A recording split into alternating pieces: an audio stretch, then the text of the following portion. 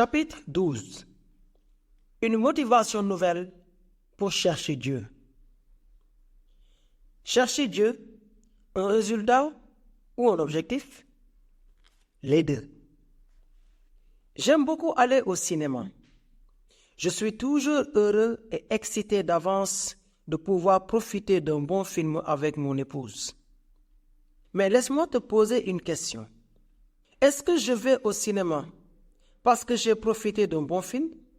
Ou est-ce que je vais au cinéma pour profiter d'un bon film? Ne te presse pas de répondre.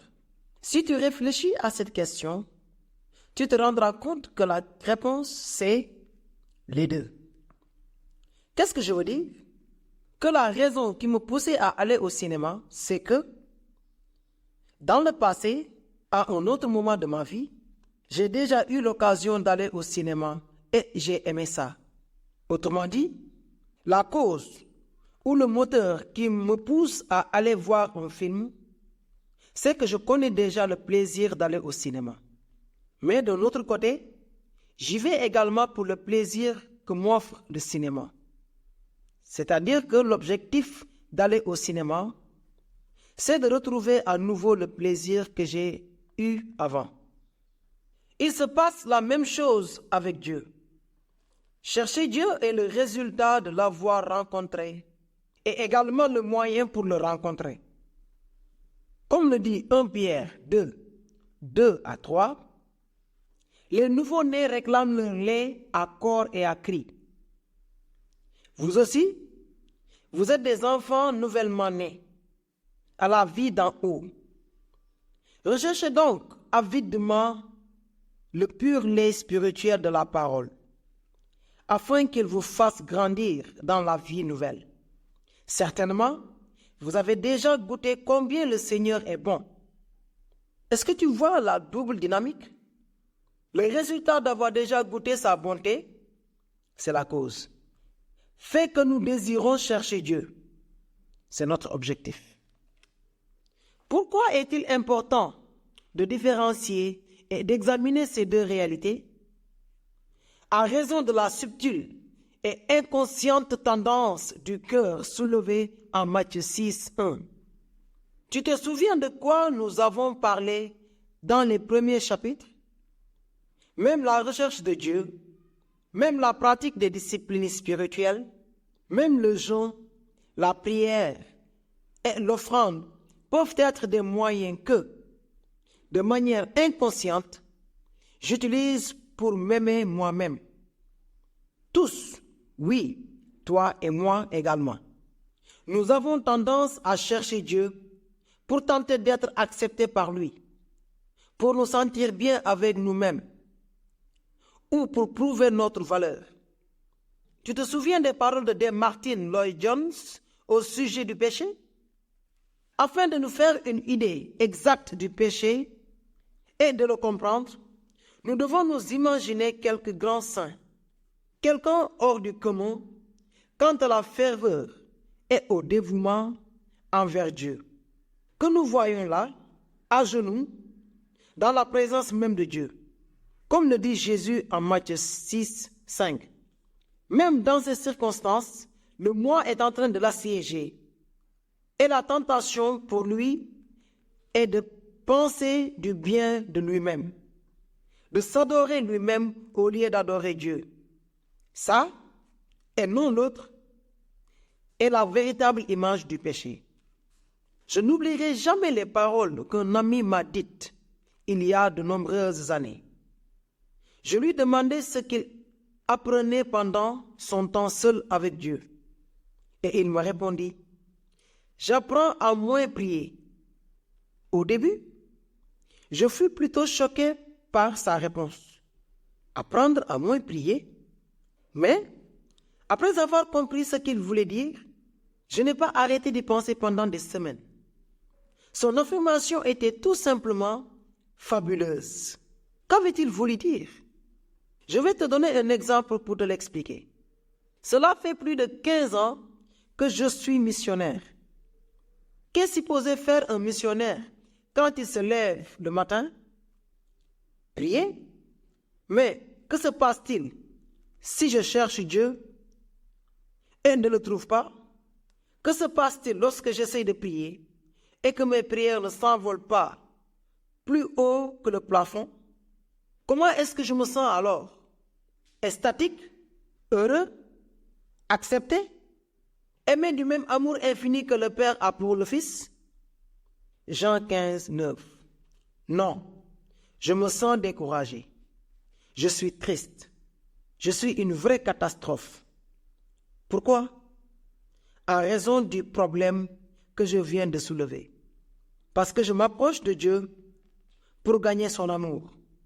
Non comme le résultat de me voir aimé de lui. Parce que je m'approche de lui pour donner et non pour recevoir. Parce que j'ai tendance à m'approcher de Dieu pour accomplir, pour me sentir bien avec moi-même ou pour apaiser le sentiment de culpabilité qui me vient de ne pouvoir prier. Il ne m'est pas naturel de m'approcher de Dieu pour la seule raison de retrouver un plaisir que je voudrais perpétuer. Sais-tu quelles sont les pensées qui me viennent à l'esprit? Et ce sont certainement les tiennes aussi, bien que tu ne sois pas missionnaire.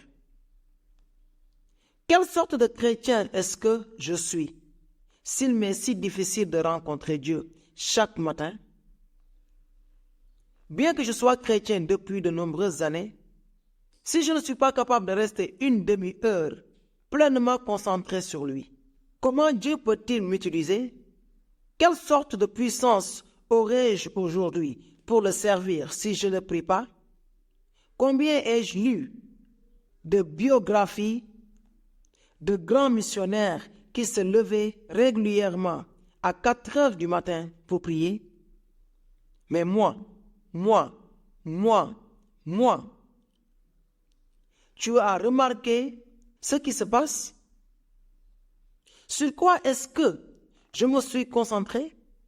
Sur le caractère de Dieu ou sur le mien? Sur l'amour qu'il a pour moi ou sur celui que j'ai pour lui? Oui, je m'approche de Dieu, mais mon approche de Dieu est-elle la conséquence d'être aimé de Dieu? Ou bien est-ce que je m'approche de Dieu pour me faire aimer de lui? Mon ami avait raison. Il faut que j'apprenne à moins prier. C'est le premier pas pour rechercher Dieu. Je dois apprendre cette extraordinaire vérité que je n'ai pas à impressionner Dieu, que je n'ai pas besoin d'acheter son amour, qu'il n'est pas nécessaire que je lui apporte mes sacrifices pour le convaincre de mes qualités afin qu'il bénisse ma vie et mon ministère. Ce que m'a dit mon ami il y a de nombreuses années, c'est exactement ce que dit Jésus en Matthieu 6, 7, 8. En priant, ne multipliez pas de vaines paroles, comme les païens, qui s'imaginent qu'à force de paroles, ils seront exaucés. Ne leur ressemblez pas, car votre Père sait de quoi vous avez besoin, avant que vous le lui demandiez. À qui parle Jésus ici? À des croyants. Vous les croyants, en priant, ne devez pas être comme eux, les gentils ou les païens. Vous ne devez pas penser comme les incroyants. Ce que mon ami et Jésus veulent dire, c'est que nous avons à l'intérieur de nous tous, une manière de penser qui nous pousse à pratiquer les disciplines spirituelles comme un moyen de gagner des points devant Dieu. Cette forme de pensée est la suite. Je sais que je dois prier. Je n'ai pas trop envie de le faire, mais je me sens coupable ou peu spirituel si je ne passe que peu de temps à prier. Résultat, j'utilise de vaines répétitions. Qu'est-ce que cela veut dire? Que je prie plus que je ne devrais. Mais la clé pour comprendre cette dynamique, c'est de réfléchir aux raisons pour lesquelles je le fais. Jésus nous donne la réponse. La raison pour laquelle nous prions trop, c'est que nous ne connaissons pas le cœur du Père. C'est avoir un Dieu païen. C'est de croire que le Dieu de la Bible peut s'acheter. C'est penser que l'on peut gagner le Père céleste. C'est croire que ma relation avec lui consiste à l'apaiser. Fais bien attention à ce que dit Jésus. Dieu ne nous ressemble pas. Il n'est pas comme nous l'imaginons. Le verbe ici peut se traduire par penser incorrectement, considérer de façon erronée, supposer que Dieu est ce qu'il n'est pas. Médite un instant sur le caractère de Dieu tel que le décrit Jésus. Il dit, « Votre Père sait que Dieu sache ce dont tu as besoin avant même que tu le lui demandes. » Qu'est-ce que cela implique? Qu'il est attentif à tout ce qui t'arrive, qu'il est intéressé par tout ce qui t'arrive, qu'il veut intervenir dans tes circonstances et que son intervention ou son manque d'intervention dépend totalement de ce qu'il sait. Être est le meilleur pour toi. Tu vois, son attention démontre son amour. As-tu manqué un détail? Il est très intéressant que le texte ne dise pas « Le Père sait ce que vous allez dire » ou qu'il le sache. Le texte dit « Car votre Père sait de quoi vous avez besoin ». L'accent est mis sur le fait que Dieu connaît, entend et comprend nos besoins. Comme un père avec un jeune enfant, mon fils de 4 ans, Manuel, n'a pas besoin de me demander que je lui prépare son petit déjeuner chaque matin. Il n'a pas besoin de me demander que j'attache la ceinture de sécurité de son siège lorsque nous montons dans la voiture. Il n'a pas à me rappeler qu'en hiver, je dois le border de sa couverture. Je sais déjà toutes ces choses. Je connais ses besoins. Je suis impliqué dans sa vie. Je discerne ses besoins et j'y pourvois bien avant qu'il m'en parle. Presque toutes les nuits en hiver, je me réveille vers 3 heures du matin et je vais tirer les couvertures sur mes 3 petits pouces, comme je les appelle affectueusement. Parce que vers cette heure-là, ils sont en général totalement découverts. Je veille sur eux. Je les aime. Je cherche toujours à ce qu'ils se sentent bien. Non? Le Dieu de la Bible est différent. C'est un bien meilleur Père que toi ou moi. Comme le dit Jésus lui-même, « Si donc méchants, comme vous l'êtes, vous savez donner de bonnes choses à vos enfants, à combien plus forte raison votre Père, qui est dans les cieux, donnera-t-il de bonnes choses à ceux qui les lui demandent? » Matthieu 7, 11. Mon ami avait raison. Il faut que j'apprenne à moins prier. Pourquoi? Parce que prier beaucoup, c'est mal. Non? Non, bien entendu. La Bible encourage la persévérance. Apprendre à moins prier ne veut pas dire passer moins de temps avec Dieu. Apprendre à moins prier signifie que je dois apprendre à chercher Dieu, non comme un moyen d'obtenir son amour, mais comme le résultat de ma connaissance de son incroyable inconditionnalité. Laisse-moi te donner un indicateur pratique pour t'aider à savoir si tu cherches Dieu pour la bonne raison. Lorsque tu as terminé ton temps de dévotion, pour quelle raison te sens-tu satisfait? Est-ce que tu te sens bien pour avoir passé du temps avec Dieu ou parce que tu as pu ressentir l'amour de Dieu? C'est-à-dire, est-ce que tu te sens bien pour avoir fait ce qui met l'accent sur toi? Ou est-ce que tu te sens bien car tu l'as rencontré ou non, il t'aime de la même façon? ce qui met l'accent sur Dieu. Est-ce que tu es content quand tu cherches Dieu? Ou est-ce que tu es content lorsque tu te rends compte de son amour pour toi? Pourquoi, ô Seigneur, m'est-il si difficile de garder mon cœur tourné vers toi? Pourquoi est-ce que mon esprit est continuellement occupé par les petites choses que je dois faire, par les gens que je connais, y compris pendant les heures où je suis totalement libre pour être avec toi et avec toi seul? Pourquoi est-ce que mon esprit vagabonde dans les temps de direction? Et pourquoi est-ce que mon cœur désire les choses qui me détournent de toi? Est-ce que tu n'es pas suffisant pour moi? Est-ce que je continue à douter de ton amour, de ta sollicitude, de ta miséricorde et de ta grâce?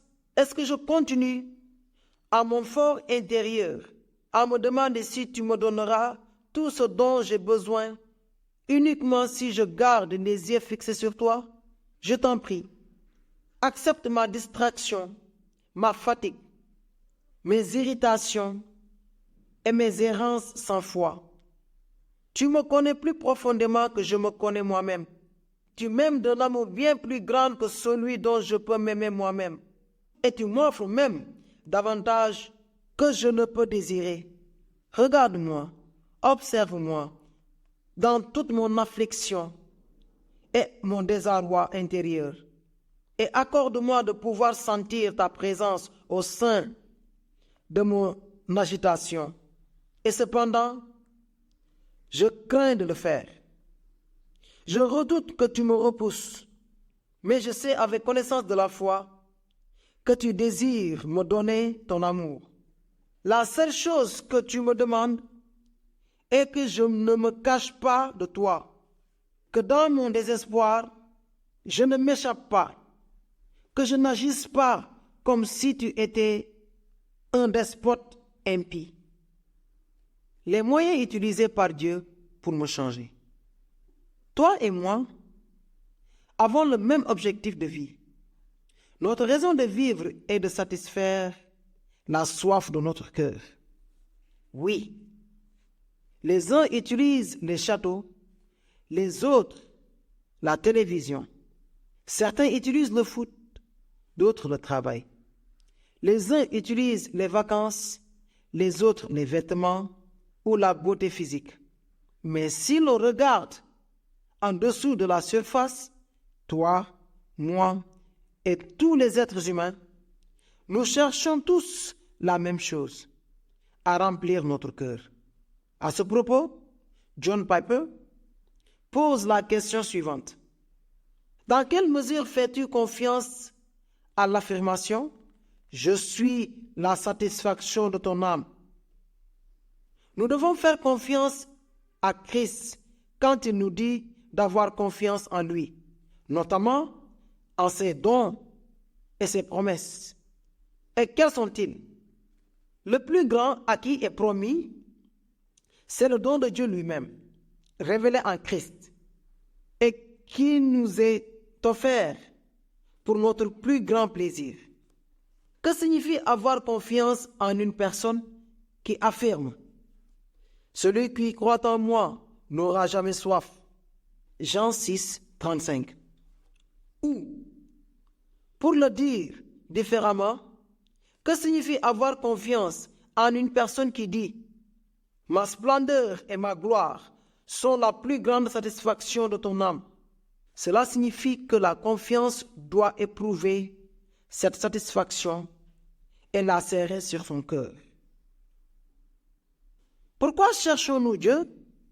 Parce qu'il est la vie, parce qu'en lui est la vie, parce que le voir nous satisfait et nous transforme. 2 Corinthiens 3, 18. Comme nous le verrons dans le reste de ce chapitre, Dieu a mis à notre disposition différents moyens pour que nous approfondissions notre relation avec lui, afin que nous puissions nous approprier cette fantastique réalité. Ces moyens généralement appelées disciplines spirituelles, sont les outils que Dieu utilise pour se révéler et nous changer. Mais avant de nous pencher sur certaines d'entre elles, il est très important de comprendre une vérité qui semble contradictoire, mais qui, en réalité, ne l'est pas. Personne ne change par la pratique des disciplines spirituelles, mais personne ne peut changer sans en faire usage. Qu'est-ce que cela veut dire? Le meilleur moyen de l'expliquer, c'est par une histoire tragicomique que tu connais probablement. Un homme a fait naufrage et se retrouve au beau milieu de l'océan, flottant avec son gilet de sauvetage. L'homme prie et supplie Dieu. « Seigneur, sauve-moi. » Je lui envoie donc un bateau. Mais quand on lui lance une corde pour le remonter, l'homme refuse de s'accrocher à la corde. Il prie de nouveau. « Seigneur, sauve-moi. » Cette fois, Dieu envoie un hélicoptère. Mais l'homme refuse une nouvelle fois cette aide. Et ainsi de suite, jusqu'à ce qu'il meure. Lorsqu'il arrive au ciel, l'homme est fâché contre Dieu et il l'invective pour ne pas l'avoir aidé. La moralité est évidente, n'est-ce pas? Dieu utilise des moyens pour nous sauver. Il utilise la prédication. Comment en entendront-ils parler s'il n'y a personne qui prêche? Romains 10, 14. Pour nous changer, Dieu utilise les disciplines spirituelles. Est-ce que Dieu peut accomplir le miracle de nous sauver sans que nous entendions la prédication? Bien sûr qu'il le peut. Est-ce que Dieu peut miraculeusement nous changer sans que nous ayons accès à la parole ou à l'un des autres moyens qu'il utilise généralement? Bien sûr qu'il le peut. Mais ce n'est pas la manière dont il le fait habituellement. Dieu ne nous touche pas avec une baguette magique pour nous transformer. Dieu utilise des moyens pour le faire. En fait, Dieu nous inclut dans le processus de transformation. Comment? En nous donnant la responsabilité d'utiliser ces moyens. Tu ne peux pas crier « Seigneur, change-moi » et attendre qu'il te touche avec une baguette magique pour te délivrer par magie de tes luttes. Si je ne me lève pas de bonne heure pour prier et lire la Bible, si je me dissimule à refuser de partager mes combats avec quelqu'un de mature, si je reste devant la télévision au lieu d'aller à mon groupe de maison, j'ai la même attitude infantile et illusoire que l'homme en train de se noyer au milieu de l'océan. En réalité, je n'ai pas envie de changer. Je veux qu'un magicien me touche avec sa baguette. Tu es responsable de ton changement. C'est vrai. Tu ne peux pas changer ce que tu aimes, mais tu peux apporter ton cœur à celui qui peut le faire.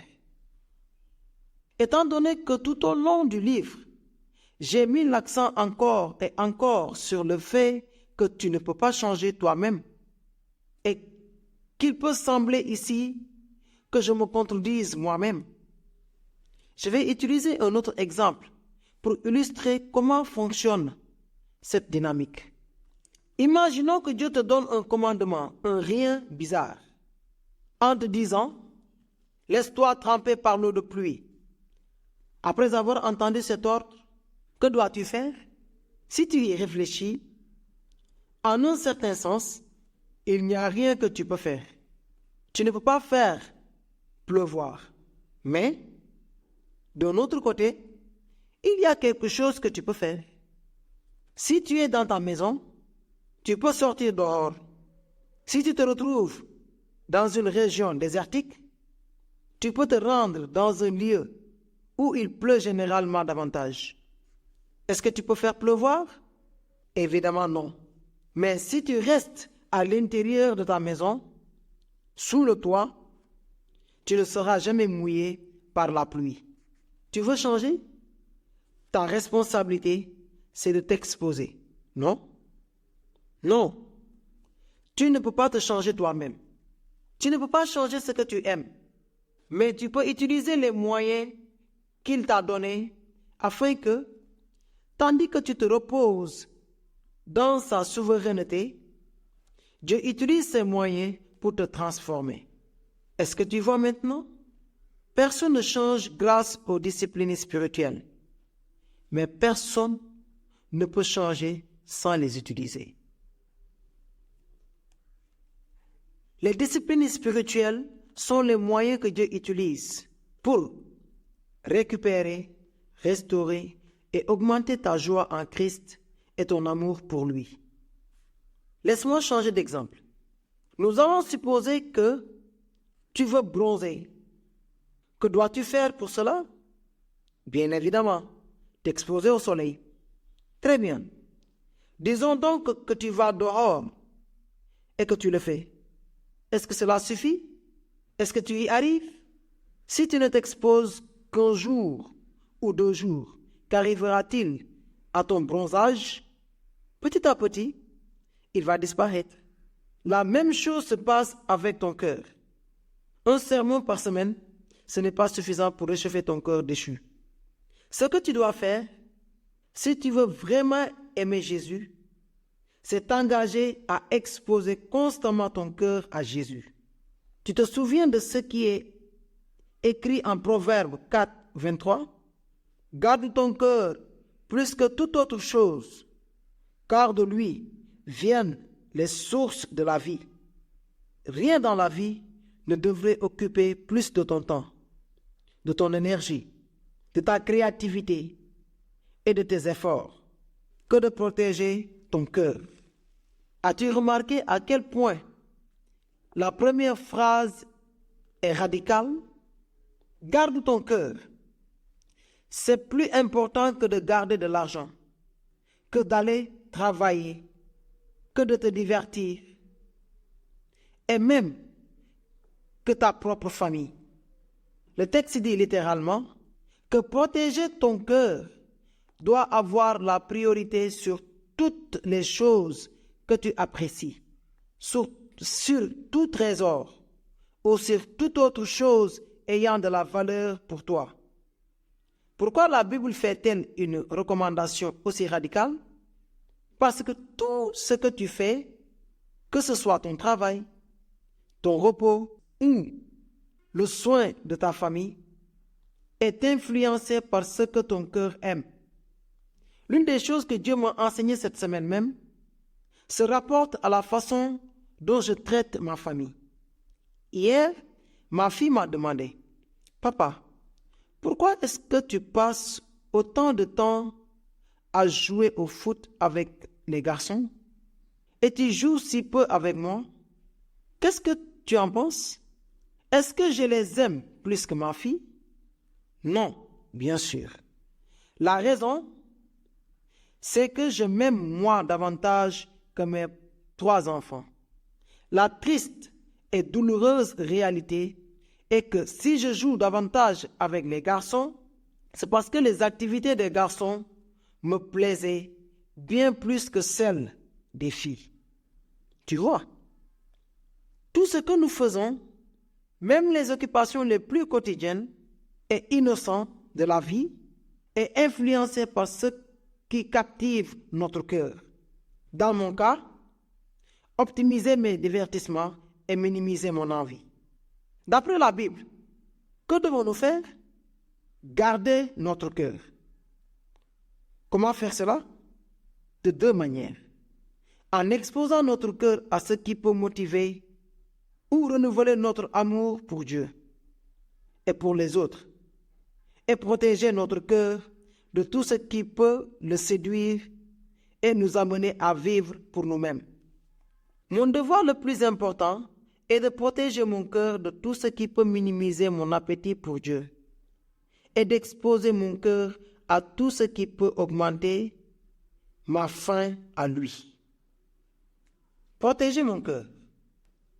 En Matthieu 5, 29 à 30, Jésus nous enseigne un principe absolument crucial pour protéger notre cœur.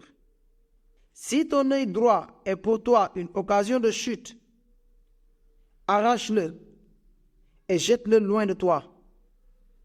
Et si ta main droite est pour toi une occasion de chute, coupe-la et jette-la loin de toi.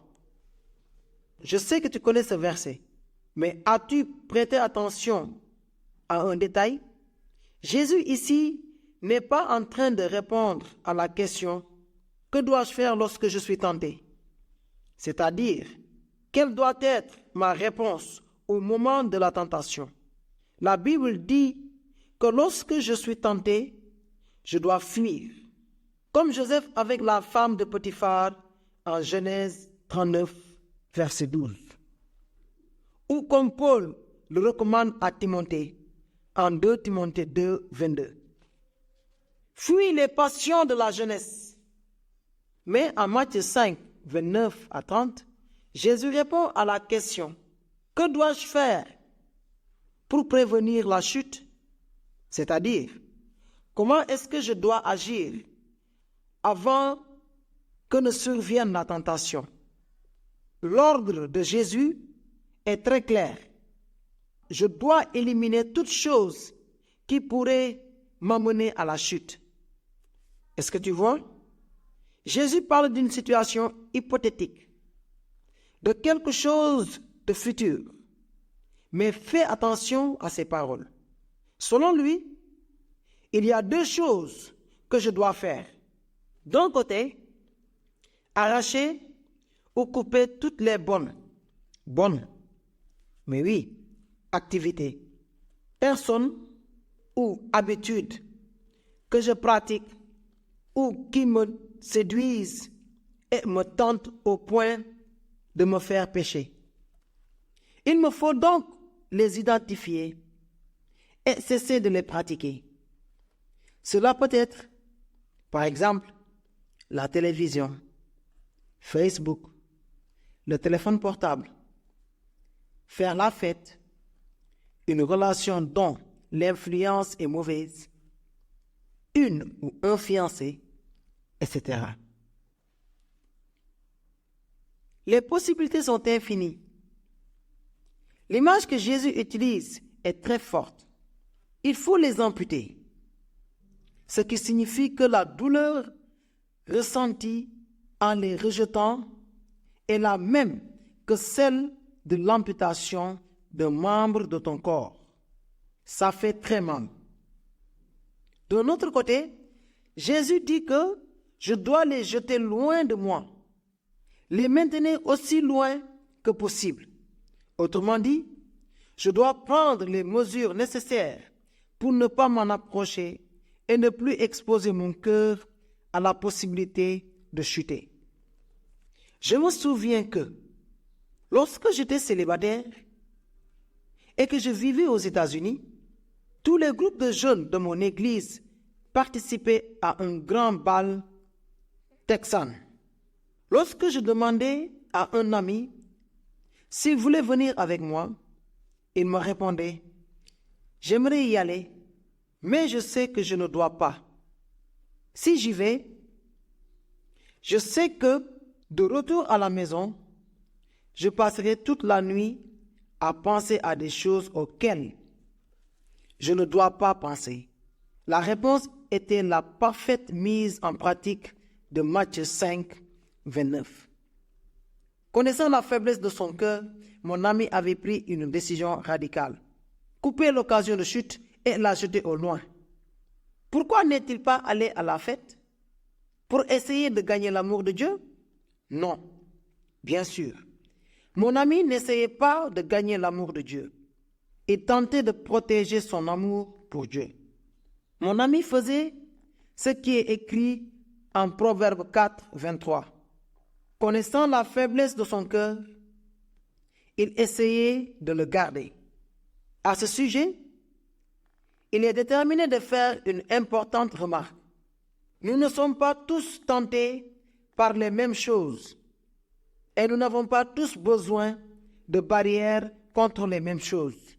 Ou, pour le dire autrement, ce qui peut être une occasion de chute pour moi peut ne pas l'être pour toi, et vice-versa. 1 Corinthiens 6, 12. Tu te souviens de ce que nous avons dit au chapitre 10? Le péché affaiblit ta raison, détruit la compassion de ta conscience, obscurcit ton sens de Dieu, t'enlève le goût des choses spirituelles. C'est cela le péché pour toi, même si cela s'applique à des choses innocentes en elles-mêmes. Quelles sont les choses qui entrent dans cette catégorie? Toutes.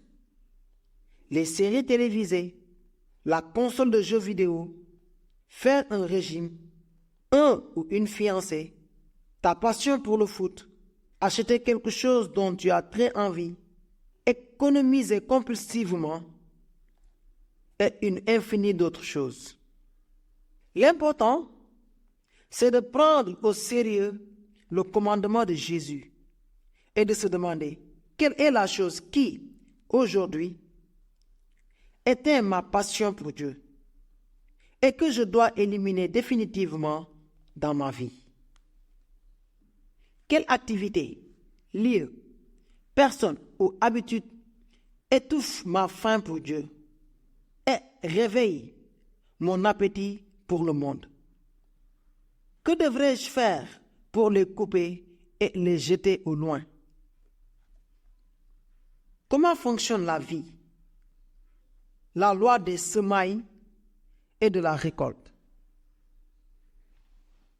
Je voulais examiner rapidement l'un des passages les plus mal interprétés et mal enseignés de tout le Nouveau Testament, c'est-à-dire Galates 6, 6 à 10. Que celui à qui l'on enseigne la parole fasse part à tous ses biens à celui qui l'enseigne. Ne vous y trompez pas, on ne se moque pas de Dieu. Ce qu'un homme aura semé, il le moissonnera aussi. Celui qui sème pour sa chair, moissonnera de la chair la corruption. Mais celui qui sème pour l'esprit, moissonnera de l'esprit la vie éternelle. Ne vous lassez pas de faire le bien, car nous moissonnerons au temps convenable, si nous ne relâchons pas. Ainsi donc, pendant que nous en avons l'occasion, pratiquons le bien envers tous, et surtout envers les frères en la foi.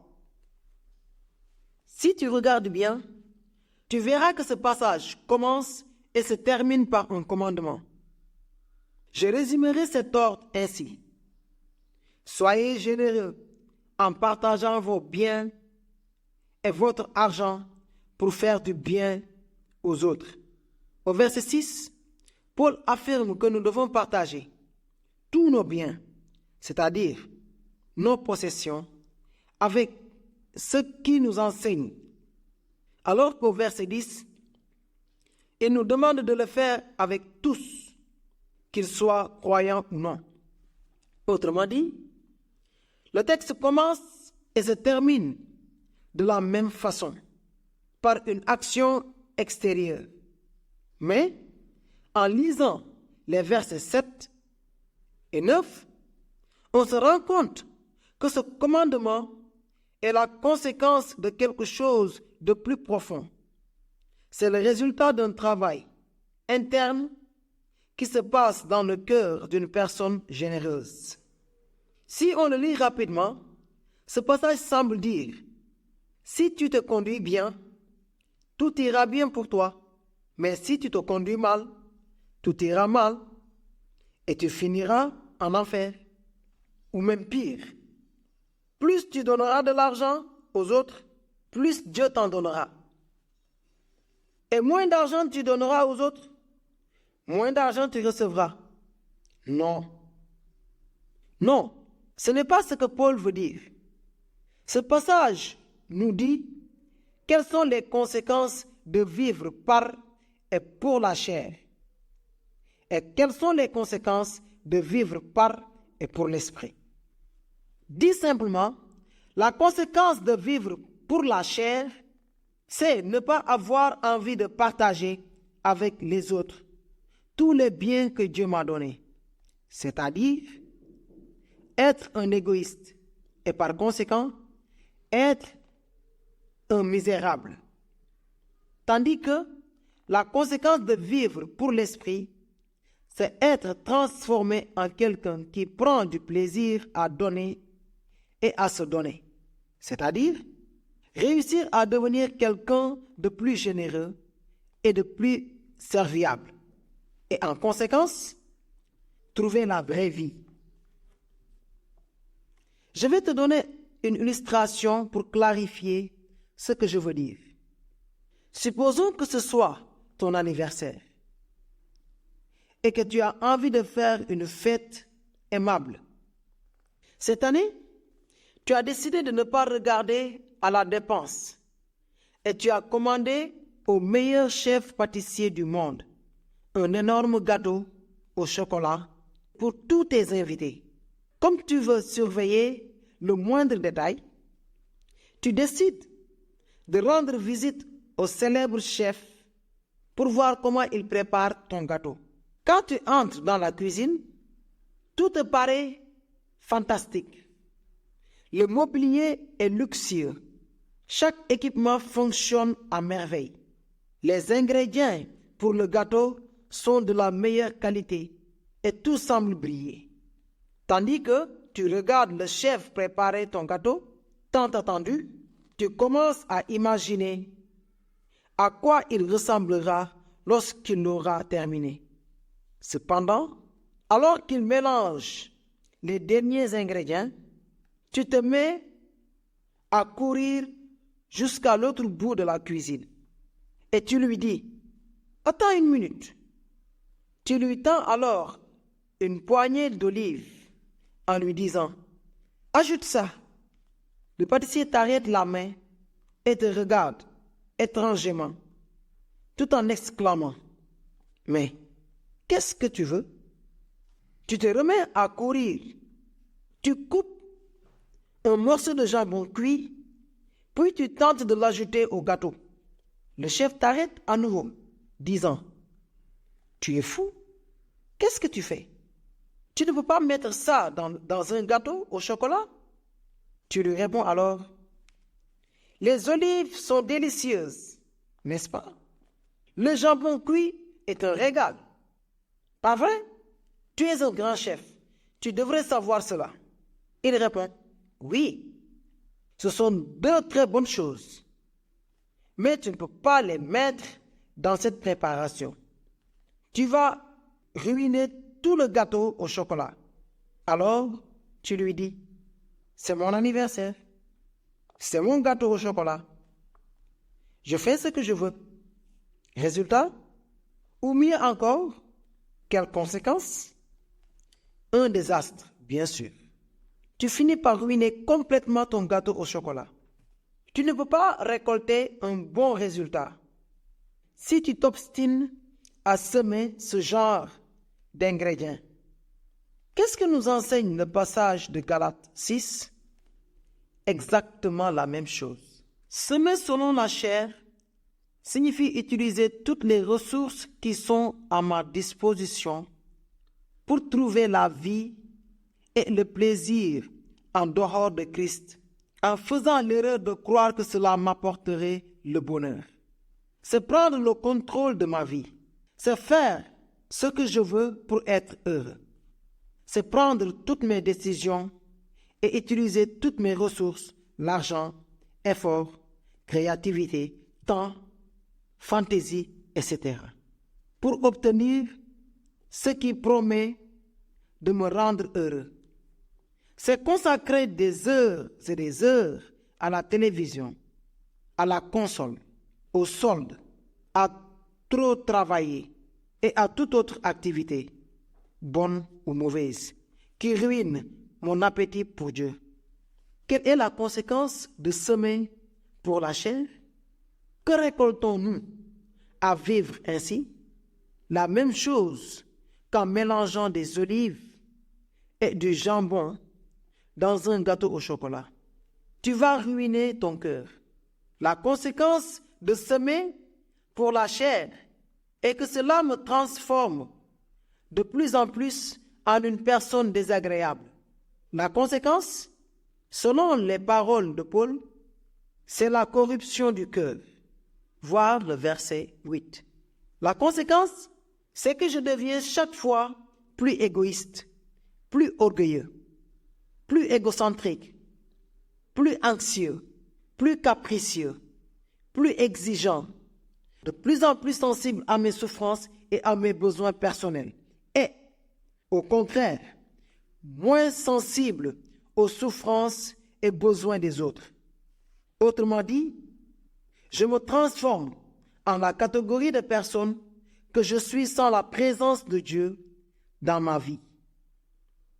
Comme le dit John Stott. Semer selon la chair, c'est prendre soin de la chair, la choyer, la dorloter, la caresser au lieu de la crucifier. Les graines que nous semons sont principalement nos pensées et nos actions. Chaque fois que nous nous permettons d'attribuer une rançon, de nourrir un greffe, d'entretenir une fantaisie impure, ou que nous nous apitoyons sur notre sort, nous semons pour la chair.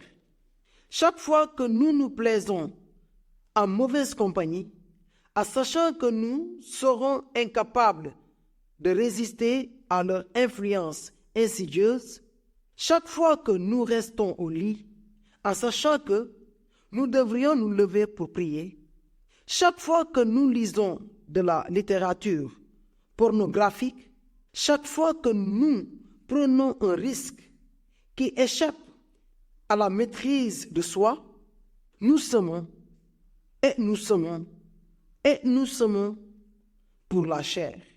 Certains chrétiens sèment tous les jours pour la chair et se demandent pourquoi ils ne récoltent pas la sainteté. La sainteté est une récolte. Que nous récoltons ou non dépend presque entièrement de ce que nous semons et où nous le semons. Que veut dire semer pour l'esprit? Exactement le contraire. Semer pour l'esprit signifie utiliser et profiter de tous les moyens que Dieu m'a fournis pour pouvoir recevoir sa grâce et être rempli de lui. C'est utiliser toute ma créativité, mes efforts, mon énergie et ma pensée pour faire que Christ devienne le plus grand plaisir de ma vie.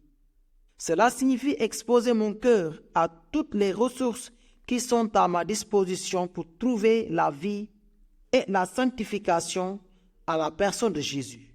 En peu de mots, c'est vivre un style de vie dans lequel j'expose constamment mon cœur à tout ce qui peut le changer. Semer pour la chair, c'est dire oui à toute chose qui arrive ou diminue ma faim pour Dieu. Semer selon l'esprit, c'est dire oui à tout ce qui affermit ou augmente ma faim pour Dieu. Une conclusion inévitable. Je dois développer une nouvelle habitude. Après l'étude de Galates 6, ce que je vais écrire maintenant prendra davantage de sens. Dans ta vie, il y a peu de choses plus importantes que tes habitudes. Il y a un célèbre adage qui dit « Si tu sèmes une pensée, tu récolteras une action. Si tu sèmes une action, tu récolteras une habitude. Si tu sèmes une habitude, tu récolteras un caractère. Si tu sèmes un caractère, tu récolteras un destin. » Est-ce que tu vois la similitude avec le passage de Galates 6 que nous venons d'analyser? Veux-tu savoir quel genre de personne tu seras dans quelques années? La réponse est intimement liée aux habitudes qui sont les tiennes. Est-ce que tu recherches Dieu avec régularité?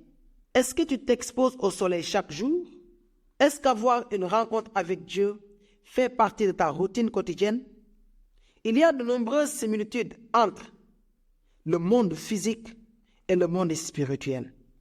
Si je ne développe pas l'habitude de me laver les dents, je finirai avec des caries ou des dents jaunes. Si je ne fais pas de l'exercice régulièrement, j'accumulerai de la graisse qui aura pour conséquence des problèmes circulatoires et cardiaques. Si mon alimentation de base est constituée d'hamburgers, coca et glace, je ne peux pas prétendre avoir une bonne santé. Avec de bonnes habitudes, tu auras une bonne santé, mais les mauvaises habitudes te l'enlèveront. Dans le monde physique, il est facile de constater la loi. Tu récoltes ce que tu sèmes, n'est-ce pas? La clé pour changer, c'est d'appliquer le même principe à la vie spirituelle. Tes habitudes ne peuvent te changer, mais elles t'exposent à celui qui peut te changer. Le plus grand ennemi de la faim pour Dieu, ce n'est pas le poison, mais le gâteau au chocolat. Ce qui émousse notre appétit pour le ciel, ce n'est pas le banquet des méchants, mais les constants grignotages entre les repas à la table du monde.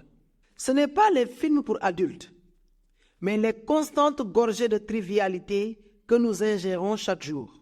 Malgré tout le mal que Satan peut faire, lorsque Dieu nous décrit ce qui nous éloigne de la table du banquet de son amour, nous avons toujours l'excuse d'un chant, d'une paire de bœufs, d'une épouse. Luc 14, 18 à 20. De choses du quotidien.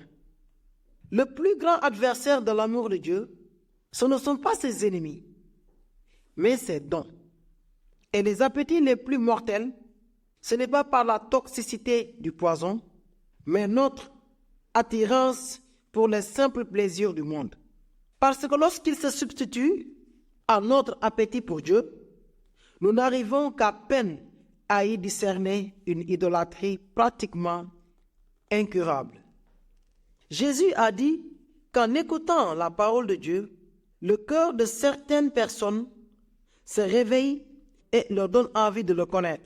Cependant, ils s'en vont et la laissent étouffée par les soucis, les richesses et les plaisirs de la vie. Luc 8, 14. Il a dit également, les autres convoitises étouffent la parole et la rendent infructueuse. Marc 4, 19. Les plaisirs de la vie et les autres convoitises ne sont pas des choses mauvaises en soi. Il ne s'agit pas de vices. Ce sont des dons de Dieu. Ce sont par exemple ton alimentation de base de viande et de pommes de terre, ton café, le jardinage, la lecture, la décoration, les voyages, les investissements, regarder la télé, surfer sur Internet, faire les courses, faire du sport, économiser, en parler.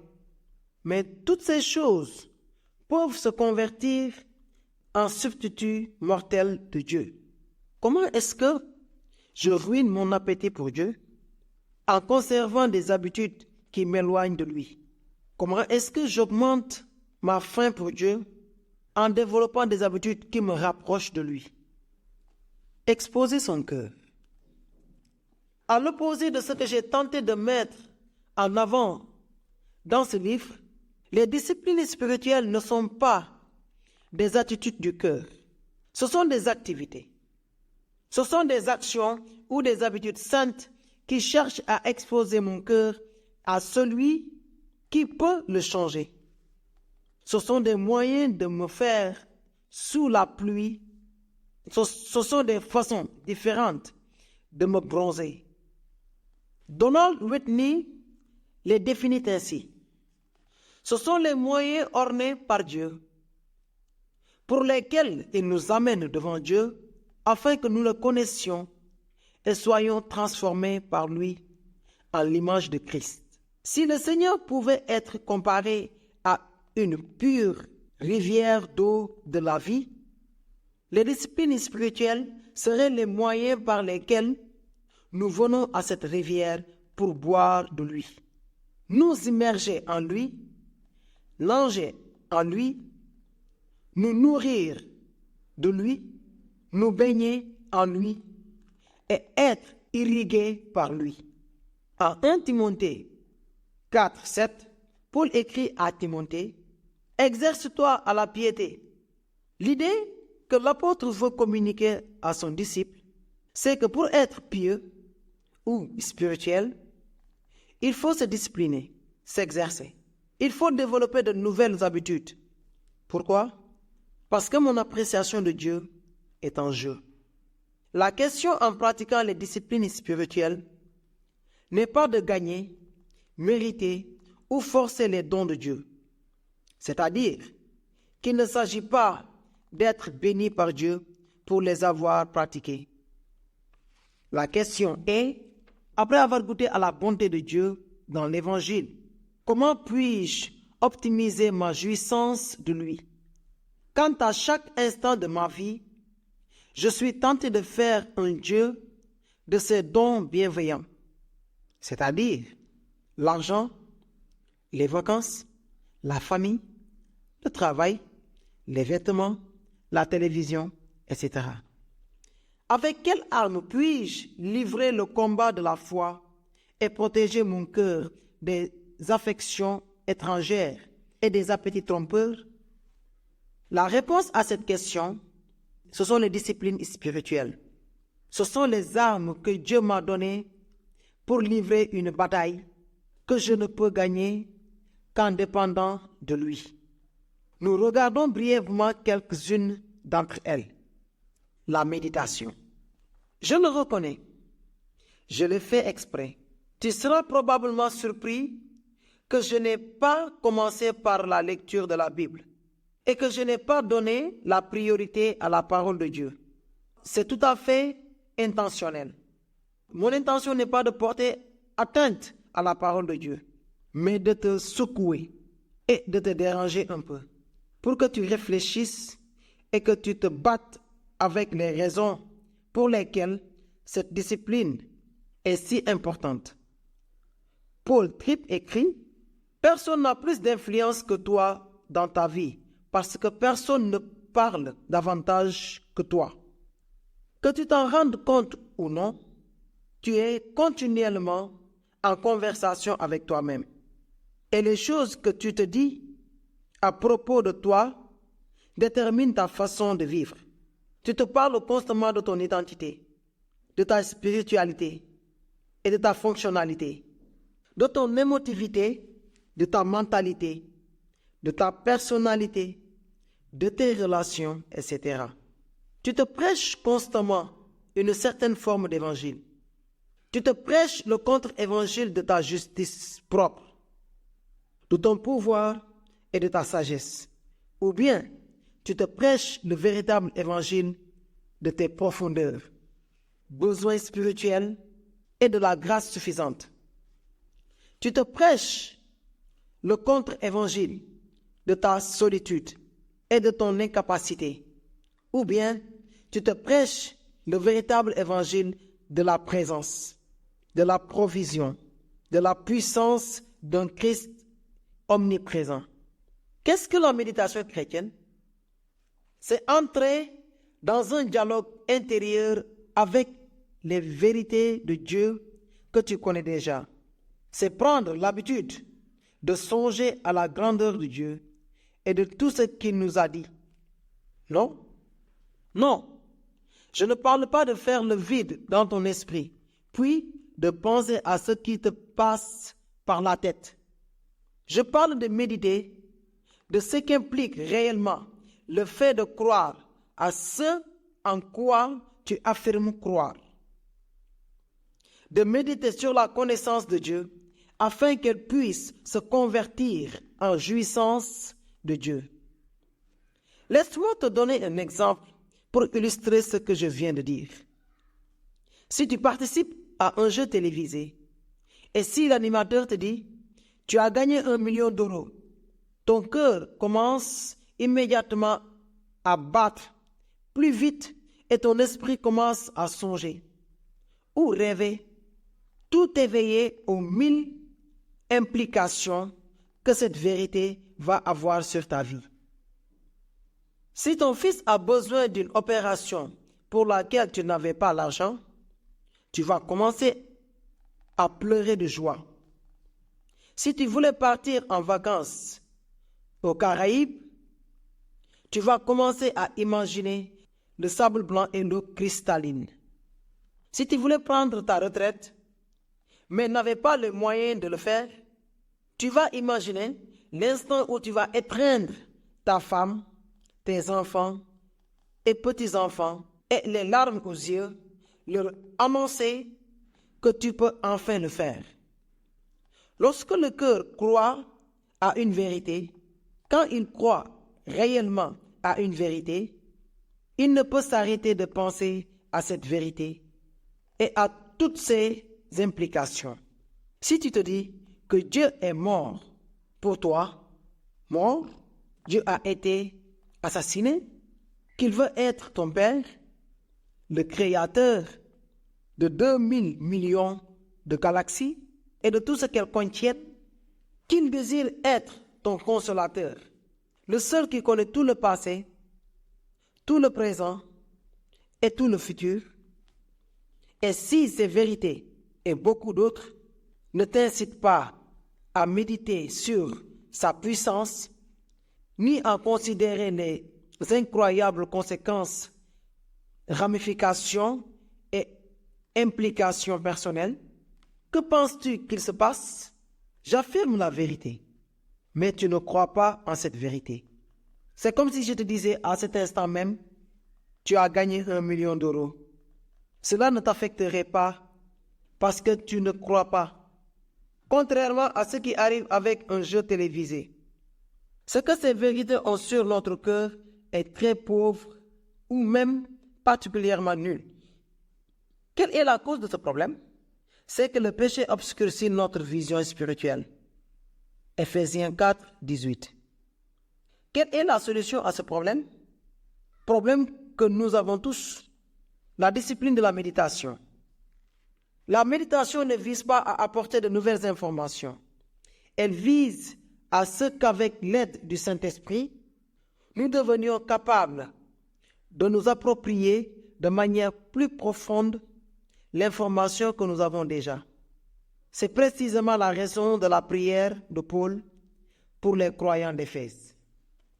À cause de cela, je fléchis les genoux devant le Père, afin qu'il vous donne, selon la richesse de sa gloire, d'être puissamment fortifié par son esprit dans l'homme intérieur, en sorte que Christ habite dans vos cœurs par la foi, afin qu'étant enracinés et fondés dans l'amour, vous puissiez comprendre avec tous les saints quelle est la largeur, la longueur, la profondeur et la hauteur, et connaître l'amour de Christ qui surpasse toute connaissance, en sorte que vous soyez remplis jusqu'à toute la plénitude de Dieu.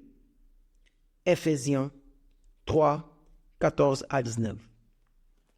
As-tu remarqué ce que Paul demande dans cette prière? Qu'ils comprennent ce qu'ils comprennent déjà. Qu'ils connaissent ce qu'ils connaissent déjà. Pourquoi? Parce que le Saint-Esprit est capable d'enlever les vérités que nous connaissons déjà à un niveau de plénitude que nous ne pouvons même pas imaginer. Même si tu ne crois pas, tu sais déjà méditer. Tu l'as fait pratiquement depuis le jour où tu es né. Mais si tu penses que ce n'est pas vrai, nous méditons tous, tout le temps. Le problème, c'est que nous méditons sur le mauvais objet. Qui n'a jamais fantasmé sur le sexe? Qui ne s'est jamais imaginé avec la transformation d'une partie de son corps qu'il n'aime pas? Qui n'a jamais rêvé de la voiture qu'il aimerait acheter? Ou des vacances dont il voudrait profiter? Qui ne se retourne pas dans son lit en considérant ses options ou leurs absences pour acheter une maison ou changer de travail, nous fantasmons tous, nous méditons tous. Ce qu'il nous faut changer, c'est l'objectif de notre méditation. C'est ça la discipline.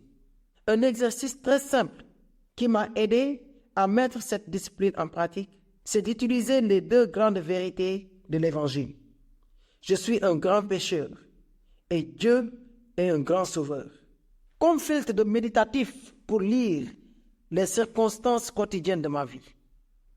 Au cours de la journée, je me demande souvent comment cette situation démontre-t-elle que je vis pour mes plaisirs. Cette question m'est toujours d'une grande aide lorsque les choses ne se passent pas comme je voudrais.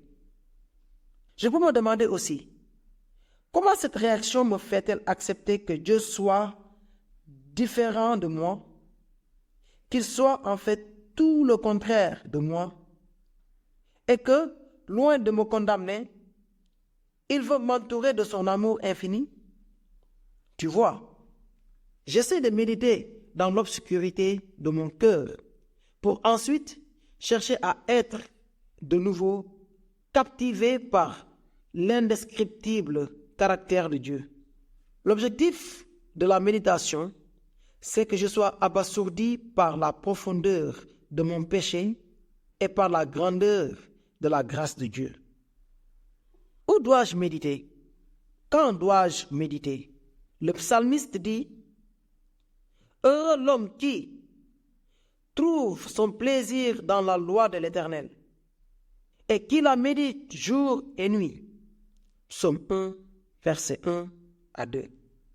La réponse est tout le jour. C'est pourquoi il s'agit d'une discipline. C'est une habitude que je dois prendre. C'est une pratique que je dois commencer à impliquer dans toutes les circonstances de ma vie, même les plus simples et les plus quotidiennes. Je n'ai pas assez d'argent. Quel rôle joue ici le fait que Dieu le sait et qu'il veut prendre soin de moi? Parle-en à ton cœur. Je dois faire face à une maladie. Je dois passer un examen. J'ai peur. Quelle différence cela fait-il que le Créateur de l'univers affirme tenir le compte exact des cheveux sur ma tête? Prêche-le à ton âme. J'ai tendance à vouloir plaire aux autres. J'ai peur des confrontations. Qui a dit qu'il m'aimerait toujours, même si mon père et ma mère m'abandonnent? Psaume 27, 10. Rappelle-toi l'évangile à toi-même. Rappelle-toi l'évangile à toi-même. La méditation transforme la doctrine en consolation, la théologie en sentiment, la croyance en réalité. Il ne s'agit pas de comprendre les vérités divines. Il s'agit de la transformation des vérités divines, qu'elles soient changées, qu'elles prennent de la saveur, qu'elles soient vues comme belles et qu'elles touchent les affections de mon cœur. 2. La lecture quotidienne de la Bible. Après avoir parlé de l'importance de la méditation, je voudrais affirmer rapidement qu'il m'est impossible d'accroître mon appréciation de Dieu à moins d'augmenter mon exposition à sa parole. En le faisant, nous ne cherchons pas à acquérir une plus grande connaissance de Dieu. Nous cherchons Dieu lui-même. Que faire pour approfondir notre appréciation de Dieu? Tu connais déjà la réponse. Il nous faut renouveler notre expérience de l'Évangile.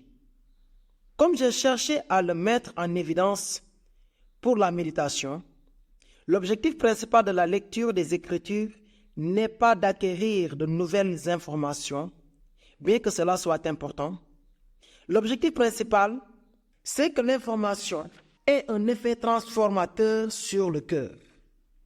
Il est dit en Hébreux 4, 12, 23, « Car la parole de Dieu est pleine de vie et de puissance.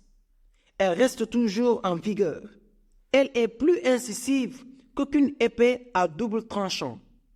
Elle pénètre jusqu'aux profondeurs de l'être, articulation et moyenne de notre vie intérieure, jusqu'à la ligne de séparation entre la vie de l'âme et celle de l'esprit.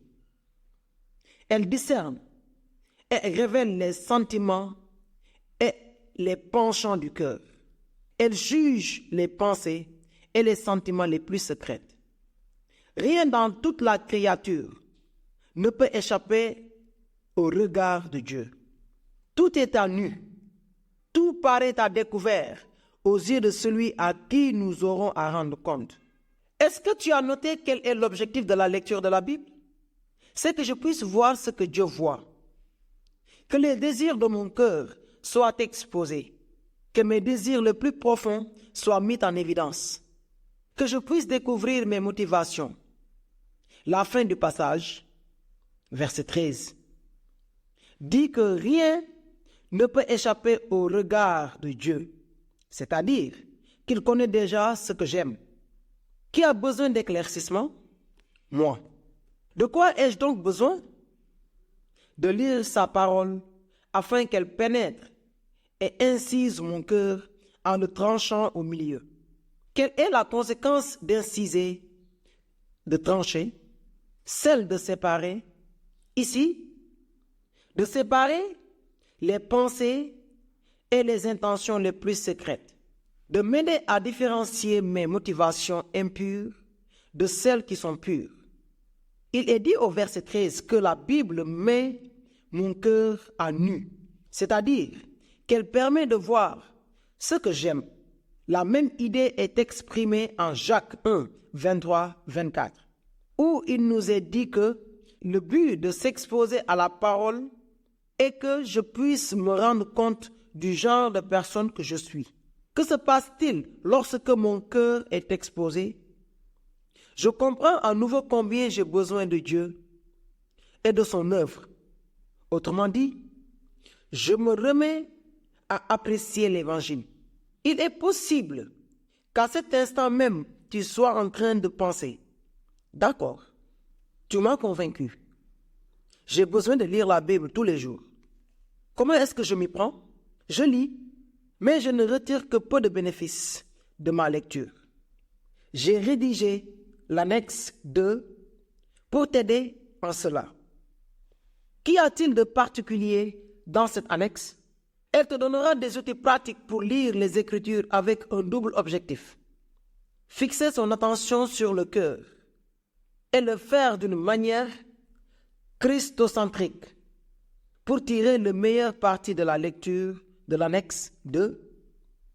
Je te conseille de la lire tranquillement et sans te presser. 3. La lecture de livres chrétiens. En paraphrasant le dicton bien connu, dis-moi ce que tu lis, je te dirai qui tu es.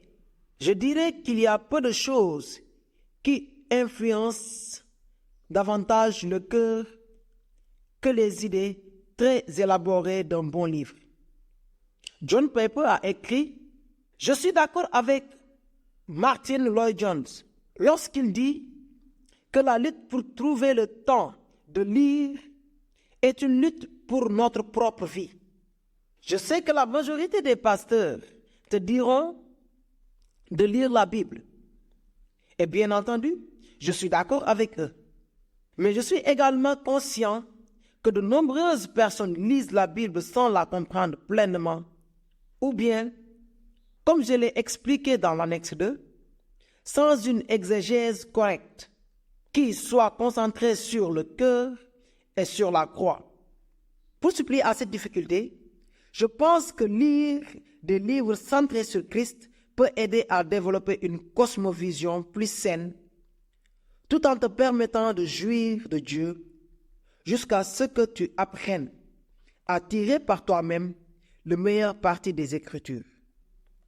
Si ce que je dis te paraît un peu hérétique, souviens-toi que l'objectif final en recherchant Dieu n'est pas de lire la Bible, mais d'avoir une réelle rencontre avec lui. Dans l'annexe 3, tu verras une liste de livres recommandés. Tu pourras y trouver d'excellentes références pour te nourrir d'une littérature saine et édifiante. 4. Écouter des prédications christocentriques. Je suis convaincu que l'accès à Internet nous a offert la possibilité de jouir de l'une des plus grandes bénédictions du XXIe siècle. C'est de pouvoir écouter les images de n'importe quel prédicateur dans le monde. Honnêtement, il y a peu de choses qui m'ont plus grandement édifié dans ma vie spirituelle que d'avoir pris l'habitude d'écouter les messages de bons prédicateurs. Actuellement, j'écoute une prédication par jour. Comment est-ce que je peux procéder? Je choisis un pasteur qui me plaît, en général, ceux de l'annexe 3. Et j'écoute 60 à 70 messages de ce même prédicateur pour me pénétrer de sa réflexion et commencer à penser comme lui-même pense et concevoir Dieu comme il le conçoit. Lorsque j'en ai assez, ou bien que j'ai simplement envie de changer, j'en choisis un autre et je refais la même chose. Où est-ce que je trouve le temps d'écouter tant de messages? C'est très facile. J'essaie de profiter des temps morts. En ce qui me concerne, je le fais à chaque fois que je vais courir ou lorsque je suis en voiture pour aller à l'église. Est-ce que tu te rends compte du nombre de prédications que tu pourrais écouter si tu fais une demi-heure de trajet pour aller au travail? Sans grands efforts, tu pourrais écouter plus de 500 prédications par an. Si tu écoutes une prédication de 30 minutes à l'aller et une autre au retour, cela représente 10 prédications par semaine. Si tu multiplies ces 10 par les 52 semaines de l'année, le compte y est. Mais imagine que tu n'en fasses que la moitié. Sur le trajet du travail, tu écoutes un message à l'aller et au retour, tu écoutes de la musique. Ou si tu utilises les transports publics, tu parles de Christ avec un autre passager. Ou tu révises tous les versets que tu as mémorisés. Simplement en utilisant tes temps morts, tu auras écouté 5 fois plus de messages que tout ce que tu entends en un an et à ton église. Crois-tu vraiment que cela n'aura pas un effet drastique sur ta vie spirituelle? La clé pour pratiquer les disciplines spirituelles, c'est de les intégrer dans mon emploi du temps et dans mes habitudes quotidiennes. 5. La prière. Est-ce qu'il est difficile de prier? Bienvenue au club. Tu n'es pas le seul. Je me retrouve totalement dans ces paroles de Martin Lloyd-Jones. J'ai souvent trouvé difficile de me mettre à prier le matin. Je n'ai trouvé rien de plus important que d'apprendre à entrer dans le cadre et les conditions favorables à la prière. Lire quelque chose qui peut généralement être caractérisé comme dévotionnel est d'une grande valeur. Par dévotionnel, je ne fais pas référence à quelque chose de sentimental. Je me réfère à quelque chose qui comporte un véritable élément d'adoration. Commencez par lire quelque chose qui réchauffe votre esprit. Vous devez apprendre à allumer la flamme de votre esprit. Vous devez apprendre à utiliser le moteur de votre démarreur spirituel. Personnellement, je lis toujours quelque chose avant de prier. Par exemple, New Morning Mercies de Paul Tripp. Je dois réchauffer mon cœur avant de parler avec Dieu. Je ne veux pas prier parce que je dois le faire. Je veux prier parce que j'ai envie de le faire. Lire quelque chose qui m'inspire m'est d'une grande aide.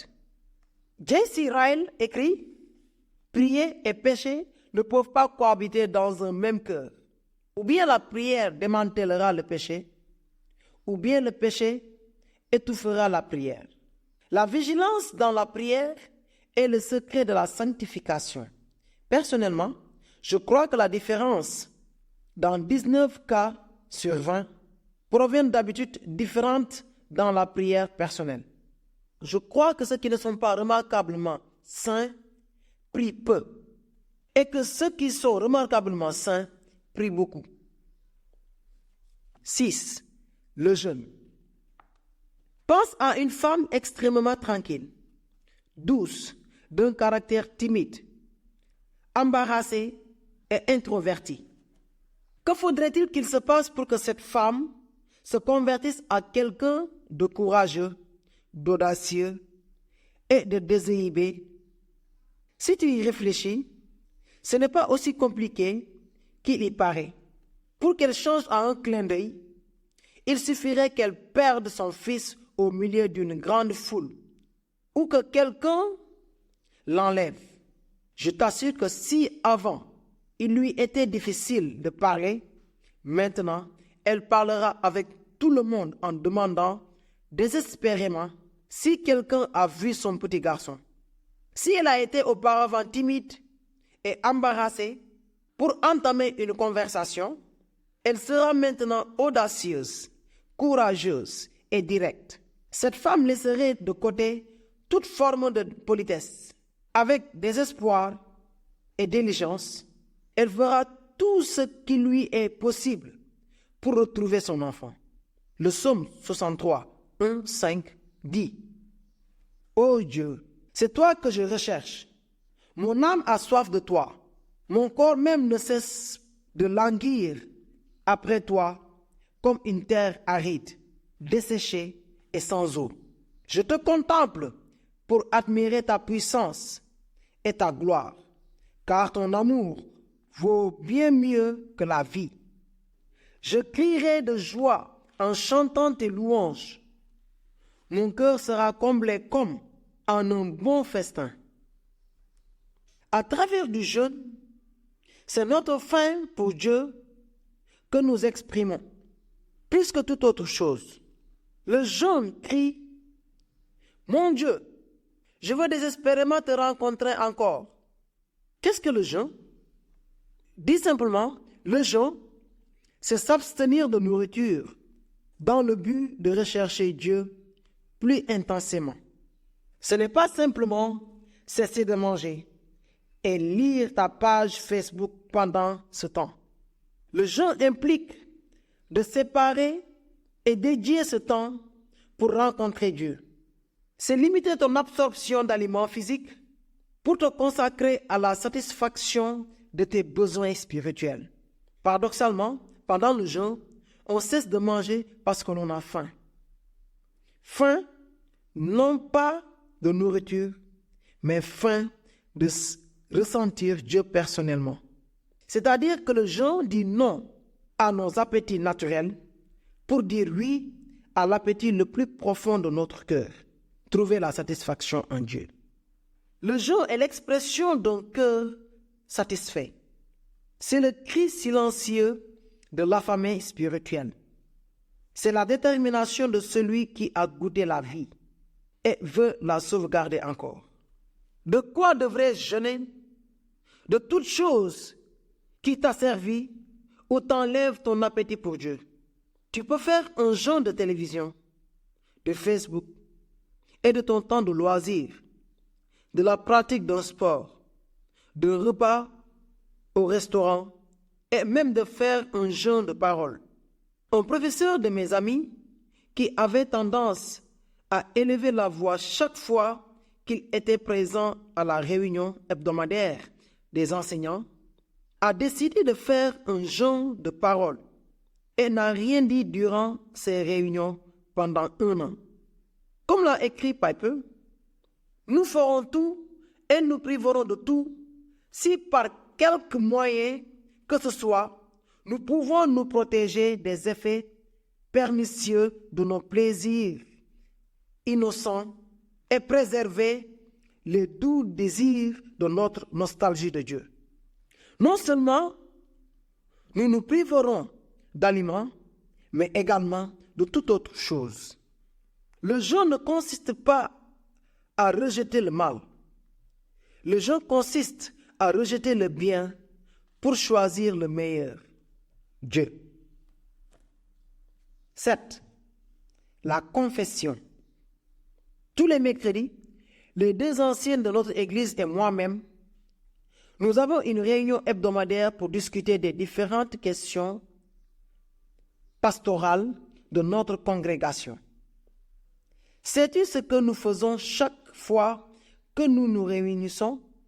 Nous partageons nos luttes et nos péchés. Oui, tous les trois, nous ouvrons complètement notre cœur, sans essayer de nous justifier ou de dissimuler nos manquements, en exprimant ouvertement quels ont été nos combats les plus difficiles depuis la dernière fois où nous nous sommes vus. En faisant cela, nous tentons d'apporter nos péchés par leur véritable nom. Qu'est-ce que cela signifie? Nous sommes très spécifiques et transparents, laissant de côté les généralités. Que confessons-nous? Tout ce qui doit être confessé. Notre vie sexuelle, la façon dont nous traitons notre famille, nos pensées les plus obscures, envie, orgueil, amertume, colère, etc. La règle est très simple. Que dois-je partager avec les autres? Ce que je ne voudrais pas partager avec personne.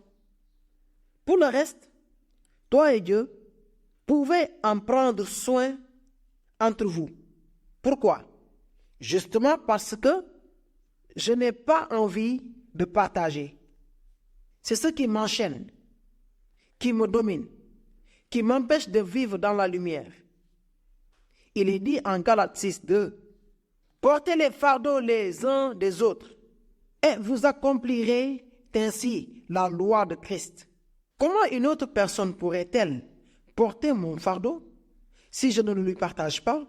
Comment une autre personne pourrait-elle porter mon fardeau si je ne le partage pas? Il est écrit en Jacques 5:16, confessez donc vos péchés les uns aux autres et priez les uns pour les autres, afin que vous soyez guéris. La prière agissante du juste a une grande efficacité. Qu'est-ce qu'une prière agissante? C'est la prière que je fais pour quelqu'un d'autre après que cette personne a partagé son péché avec moi. C'est-à-dire maintenant, je connais ton fardeau parce que tu me l'as confessé. Je peux, en connaissance de cause, prier pour toi de manière agissante et efficace. Bien entendu, le contexte implique clairement que la confession fonctionne dans les deux sens et que moi aussi, je partage mes combats avec toi. Ici, il n'y a ni pasteur, ni fidèle. Ici, il n'y a que deux personnes qui, toutes deux, ont besoin d'être restaurées et guéries. Comment la confession nous aide-t-elle? De plusieurs façons. Je mentionnerai ici les deux plus importantes. Premièrement, elle nous aide à prévenir une nouvelle chute. Toi et moi, nous savons parfaitement qu'il y a dans notre cœur des péchés et des tendances qui se sont transformés en habitudes. Nous les répétons encore et encore. Nous avons prié, nous avons jeûné, nous avons essayé de ne pas tomber, mais sans succès. La confession, comme nous l'avons vu dans l'annexe sur l'obéissance, est une béquille qui peut nous aider à obéir lorsque nous n'avons pas envie de le faire. Qui peut prendre du plaisir à se dénuder devant d'autres et à partager ses manquements les plus secrets? Savoir que tu auras à le faire peut t'aider dans les moments de plus grande faiblesse.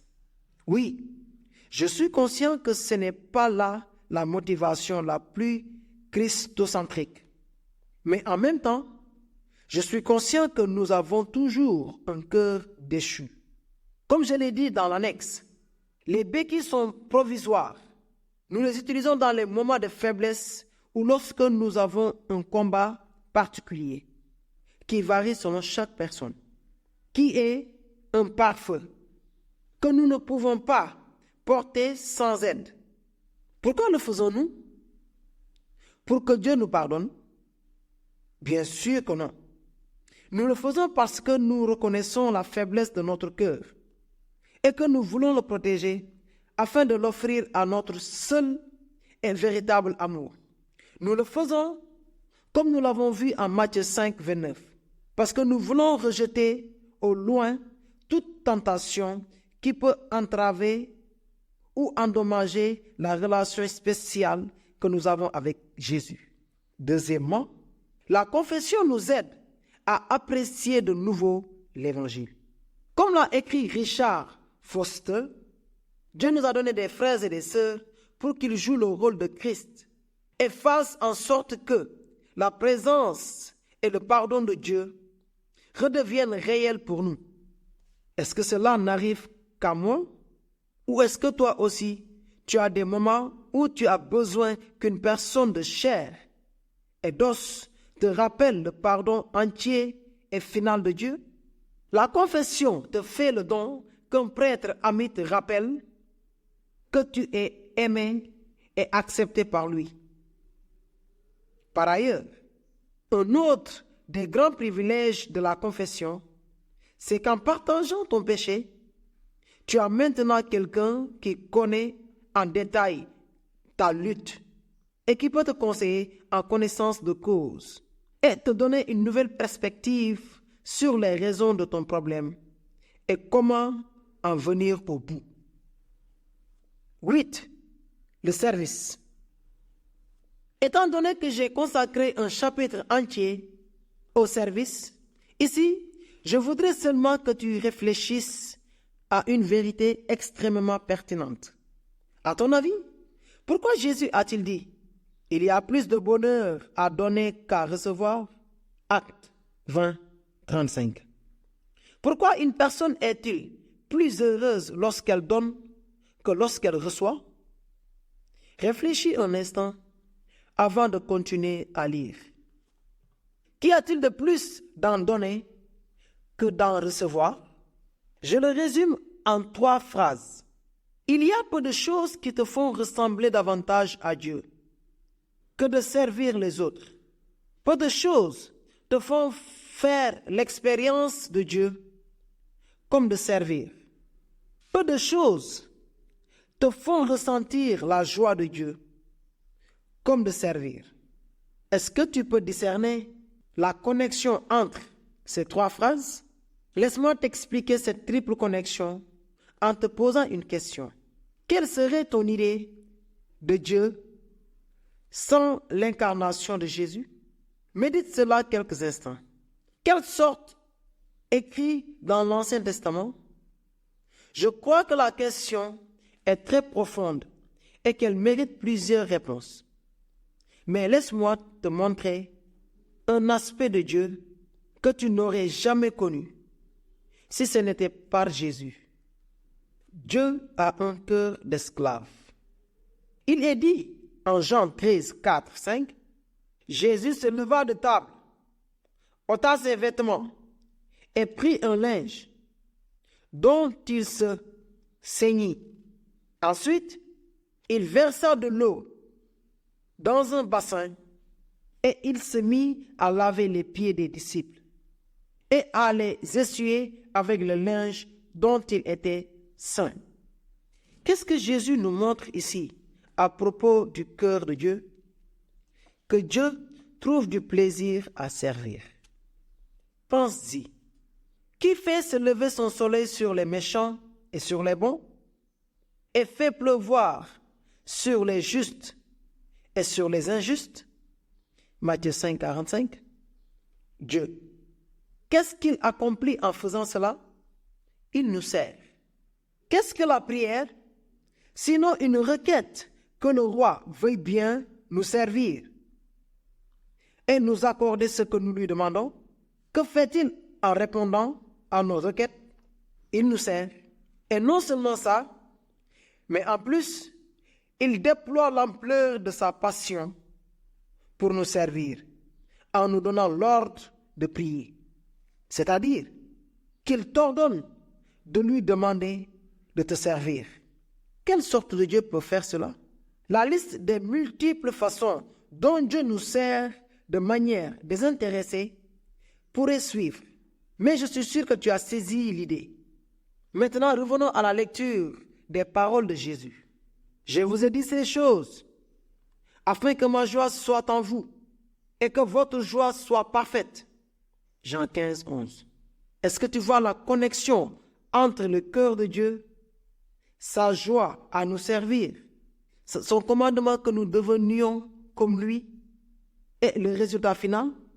Il y a plus de bonheur à donner qu'à recevoir. Donner te fait ressembler à Dieu. Donner te permet de ressentir ce qu'il ressent lorsqu'il le fait.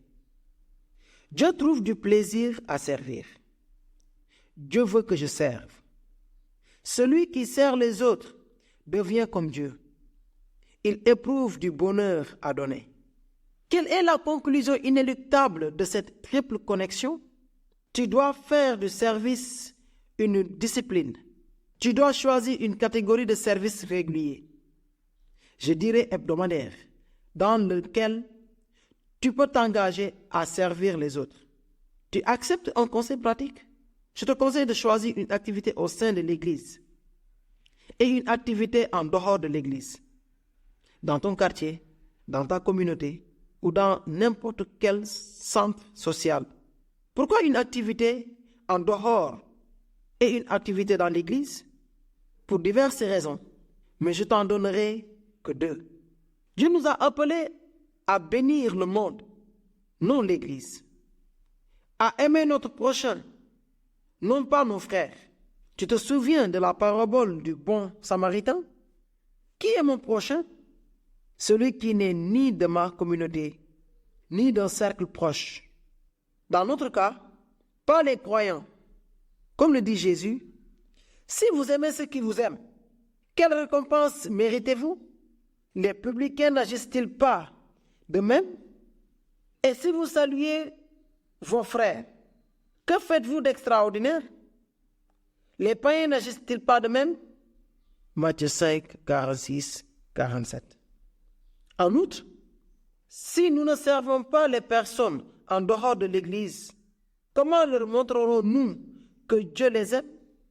Comment ferons-nous pour leur parler d'un Dieu qui a laissé le ciel pour mourir pour elles, si nous ne délaissons pas notre confort pour les aimer de manière pratique et leur parler de lui? 9. L'évangélisation. Je voudrais terminer ce chapitre par une brève réflexion sur l'évangélisation. Mon intention est que, comme tu viens de l'observer avec le service, tu puisses arriver à voir la triple connexion qui existe entre le plaisir que cause à Dieu l'évangélisation, l'appel de Dieu à l'évangélisation et l'expérience de la joie de Dieu, à laquelle il nous invite. Dans le passage bien connu de Luc 15, 1, 32, Jésus partage 3 paraboles. Un homme perd une brebis, une femme perd une pièce de monnaie et un père perd l'un de ses fils. Tu te souviens de ce que fait l'homme lorsqu'il retrouve sa brebis? Une fête. Il appelle tous ses amis et voisins et leur dit: je veux que vous ressentez ce que je ressens. Réjouissez-vous avec moi. Tu te souviens de ce que fait la femme lorsqu'elle retrouve sa pièce de monnaie? Elle fait la même chose. Elle aussi appelle tous ses voisins et amis et leur dit littéralement les mêmes paroles que l'homme dans l'histoire précédente. Réjouissez-vous avec moi, c'est-à-dire ressentez ce que je ressens. Tu te souviens de ce que fait le père lorsqu'il retrouve son fils? Il réagit de la même manière. Il fait une grande fête. Apportez vite la plus belle robe et revêtez-le. Mettez-lui un anneau au doigt et des souliers aux pieds. Amenez le veau gras et tuez-le. Mangeons et réjouissons-nous. Luc 15, 22, 23. As-tu remarqué que tous les versets sont à la première personne du pluriel? La fête n'est pas que pour lui et pour son fils.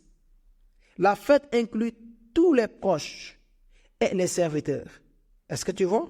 Les 3 histoires vont communiquer la même chose.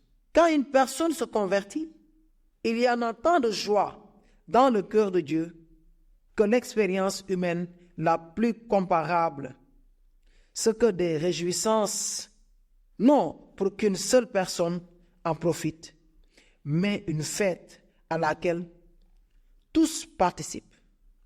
Mais fais attention, ce n'est pas n'importe quelle fête. C'est une fête qui peut se comparer à la célébration d'un pays qui a gagné la Coupe du monde de football ou à celle d'un homme qui a remporté le gros lot à la loterie et invite de nombreuses personnes à dîner, ou bien la fête d'une personne de la famille qui avait un cancer en phase terminale et vient d'apprendre qu'elle est guérie. Tous se réjouissent ensemble parce que tous participent à la joie. La joie du berger, de la femme et du père est si grande et tellement spéciale qu'ils ne peuvent pas ne pas la partager. Mais qu'est-ce qui déclenche la grande fête céleste? De même, je vous le dis, il y aura plus de joie dans le ciel pour un seul pécheur qui se repent que pour 99 justes qui n'ont pas besoin de repentance. Luc 15, 7. Est-ce que tu as fait attention? Dieu ne déclenche pas la fête lorsque 1000 personnes se convertissent, ou même 100. Non. Dieu déclenche la fête lorsqu'un seul pécheur se convertit. Est-ce que tu vois la valeur d'une seule conversion a pour Dieu? Est-ce que tu vois le débordement de joie qu'une seule personne ne produit dans le cœur de Dieu? Est-ce que là l'image que tu as de Dieu, un Dieu qui devient fou, mettant en branle une célébration aussi énorme que si la Coupe du monde avait été remportée? Mais laisse-moi compléter cette scène. Dans ta tête, représente-toi un mendiant. Pense à une personne qui a vécu des années dans la rue. Pense à quelqu'un qui, depuis des mois, n'a pas pris une douche, qui ne sait pas laver les dents, qui a les cheveux graisseux et dont la puanteur est si forte que tu peux à peine t'approcher de lui sans te boucher le nez. C'est ainsi qu'était le fils prodigue. Et pourtant, le texte dit, comme il était encore loin, son père le vit. Il courut se jeter à son cou, sale, et l'embrassa. Verset 20. Le verbe grec indique une action continue qui pourrait se traduire par « je l'embrasse, et je l'embrasse, et je l'embrasse, et je ne peux m'arrêter de l'embrasser, et je te le demande encore. » Est-ce que là l'image que tu as de Dieu? Un Dieu qui prend tellement de plaisir à embrasser un pécheur repenti et dont les émotions et la joie sont tellement à fleur de peau qu'il ne peut cesser de l'embrasser? Tu as compris maintenant? Cette joie que Dieu éprouve, c'est celle qu'il veut partager avec toi. Il y a cet aspect de bonheur que Dieu ressent lorsque quelqu'un se convertit, que tu ne pourras ressentir que lorsqu'en évangélisant, tu amèneras quelqu'un à ses pieds. Philémon 1, 16. Il y a une nuance, une caractéristique, une particularité du cœur de Dieu que tu ne pourras jamais expérimenter à moins que tu pratiques la discipline de l'évangélisation. Tout comme cela se passe avec le discipulat. Comme quelqu'un l'a dit, tu n'as pas vécu pleinement ta vie tant que tu n'as pas été utilisé par Dieu pour sauver une vie. Prends l'habitude de partager l'évangile avec tes amis et tes voisins. Écoute l'appel de celui qui te dit « Suis-moi et je ferai de toi un pêcheur d'hommes. Je te dis ces choses afin que ma joie soit en toi et que ta joie soit parfaite.